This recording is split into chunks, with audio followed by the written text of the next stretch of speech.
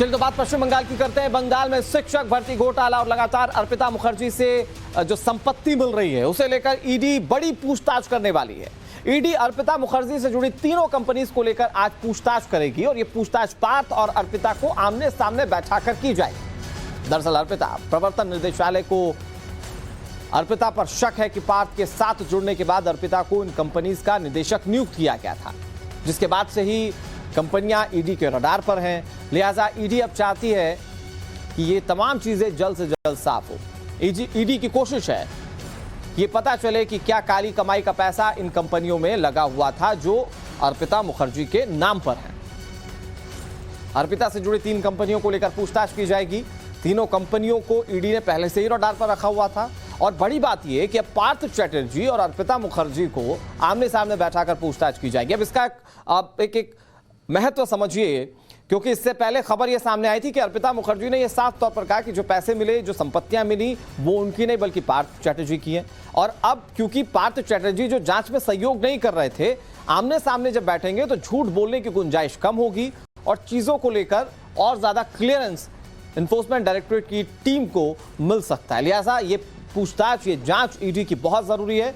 उन कंपनियों को लेकर सवाल पूछे जाएंगे जो कंपनियां अर्पिता मुखर्जी के नाम पर हैं और इन कंपनीज को लेकर ऐसा माना जा रहा है कि ये दरअसल पार्थ चैटर्जी के ही सहयोग से कंपनियां जो थी वो अर्पिता मुखर्जी के नाम पर हैं और इसी को लेकर दरअसल तमाम क्लियरेंस जो है वो जुटाने की कोशिश की जा रही है।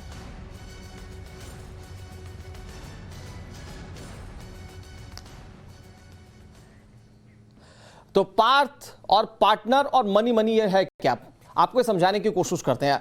अर्पिता के दरअसल 3 कंपनीज को लेकर सवाल जवाब किया जाएगा। अर्पिता के नाम पर जो कंपनियां उसको लेकर, और इन सवालों में कई अहम पहलू होंगे। पार्थ अर्पिता को आमने सामने बैठाकर पूछताछ की जाएगी, यानी कि उसमें झूठ बोलने की गुंजाइश कम रहेगी।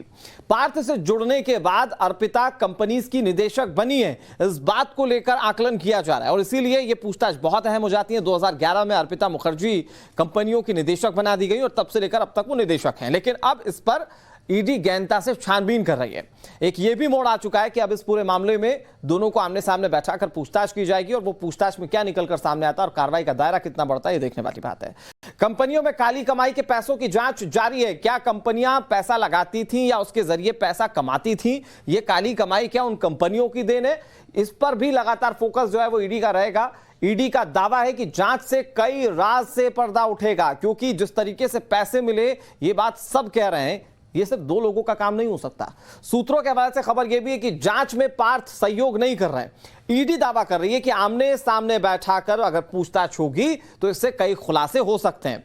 सूत्रों से खबर यह भी है कि जांच में 2 शेल कंपनीज का भी पता चला है और ये शेल कंपनीज किस तरीके से पैसे की मनी लॉन्ड्रिंग करती थी, दरअसल इसी चीज को लेकर ईडी की टीम जो है वो पूछताछ कर रही है। तमाम जो साक्ष्य वो जुटाने की कोशिश की जा रही है। तो ऐसे में सवाल यह है कि किरदार कितने हैं, खुलासे कितने होंगे, ये देखने वाली बात है। अनुज हमारे सहयोगी इस खबर पर ज्यादा जानकारी के साथ जुड़ गए। अनुज, ये जो आमने सामने की पूछताछ है, जरा इसे एलोबरेट कीजिए, जरा दर्शकों को समझाने की कोशिश कीजिए कि ये जो आमने सामने की पूछताछ ये ईडी को कितने बड़े सबूत दे सकती है और कितने बड़े खुलासे इसके जरिए हो सकते हैं।